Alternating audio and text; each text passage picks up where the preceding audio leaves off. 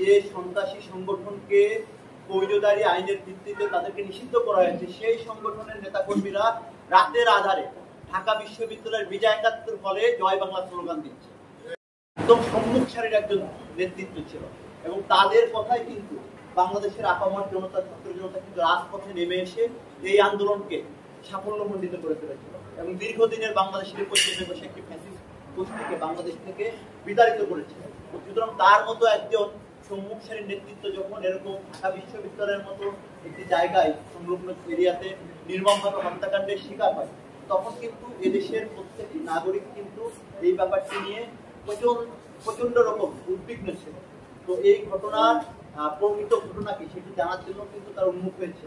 সেটিরই ধারাবাহিকতায় কিন্তু প্রশাসন হয়তো বা তড়িঘড়ি করে জাতিসংঘে এটি একটা সংবাদ সম্মেলনের আয়োজন করেছে। আমাদের প্রেসিডেন্টে বলেছি যে দেখেন, ঢাকা বিশ্ববিদ্যালয় ক্যাম্পাস যদি নিরাপদ হতো, এখন পর্যন্ত যে সন্ত্রাসী সংগঠনকে ফৌজদারি আইনের ভিত্তিতে তাদেরকে নিষিদ্ধ করা হয়েছে, সেই সংগঠনের নেতাকর্মীরা রাতের আধারে ঢাকা বিশ্ববিদ্যালয়ের বিজয় একাত্তর হলে জয় বাংলা স্লোগান দিচ্ছে।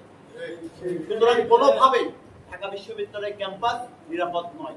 হলে হলে আমরা আবারও আপনাদের সামনে বলছি, ঢাকা বিশ্ববিদ্যালয়ের প্রত্যেকটি হলে হলে এখনো ফ্যাসিস্ট, খুনি হাসিনা, দোসরেরা, সন্ত্রাসী সংগঠন ছাত্রলীগের নেতাকর্মীরা অবস্থান করছে, যারা বিগত দিনে সাধারণ শিক্ষার্থী সহ ভিন্ন মতের উপর দমন নিপীড়নের সাথে সরাসরি ভাবে জড়িত। আমরা বলেছি যে সুপরিকল্পিতভাবে ঘটানো হতে পারে। আমরা এখনো নিশ্চিত না এবং প্রশাসনের পক্ষ থেকেও যেভাবে সংবাদ সম্মেলনে ব্যাপারটি উপস্থাপন করা হয়েছে, সেটিতে কোনোভাবে তারা স্পষ্ট করতে পারে নাই যে এটি কি সুপরিকল্পিতভাবে ঘটানো নাকি এটি কোনো একটা অনাকাঙ্ক্ষিত ঘটনা ছিল। এই জন্যই কিন্তু আজকে আমাদের এই সংবাদ সম্মেলনে, যেহেতু এটা প্রশাসনের দায়িত্ব ছিল এটি খুঁজে বের করা যে আসলে ঘটনাটি সুপরিকল্পিতভাবে ঘটানো হয়েছে। কারণ আমরা সাম্যকে যেখানে আঘাত করা হয়েছে, এটি কোনো পেশাদার খুনি ব্যতীত এই জায়গাটিতে কোনোভাবেই আঘাত করা সম্ভব না।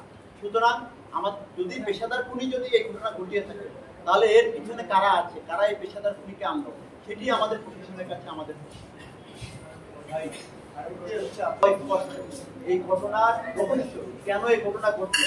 মানে ঢাকা বিশ্ববিদ্যালয়ে একজন শিক্ষার্থী চূড়ান্ত উত্তরে বিগত 15-20 বছর এরকম কোনো ঘটে নাই। একটা ট্রেজার গান নিয়ে সেটা নিয়ে একটা শিক্ষার্থী খুন হয়ে যাবে, এটা খুবই অবিশ্বাস্যকর একটা কথা। এই জন্যই কিন্তু আমাদের আজকের এই সংবাদ সম্মেলন। আমরা আপনাদের মাধ্যমে প্রশাসনকে অবগত করতে চাই যে সাম্য হত্যাকাণ্ডের যে প্রকৃত ঘটনা, সেটি অতি দ্রুত সময়ের মধ্যে জনসম্মুখে তাদেরকে প্রকাশ করতে হবে। এবং তারা নিজেরাও কিন্তু সংবাদ সম্মেলনে বলেছে তাদের তদন্ত এখনো শেষ হয়নি। যেহেতু তারা বলেছে তদন্ত শেষ হয়নি, তার মানে এই ঘটনার প্রকৃত রহস্য জাতিসংঘে এখনো উপস্থাপিত হয়নি।